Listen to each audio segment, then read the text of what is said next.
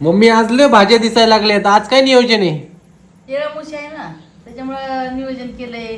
सगळ्या पालेभाज्या आणल्यात, चुका, शापू, ही पालक आणि चाकवत.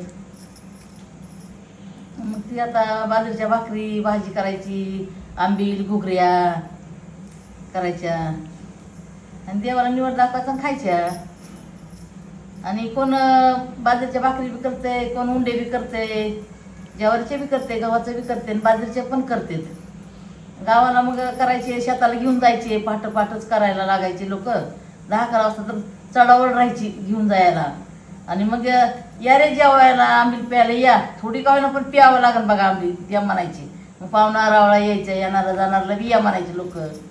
आता तसं राहिलं नाही. मग आपलं करायचं, आपण परंपरा कशाला बुडवायची? खाऊन पिऊन आपलं करायचं, रीतिरिवाज बुडवायचा नाही. आज चांगले जेवायला मग. चांगलं आहे आज चांगलं आहे जेवायला.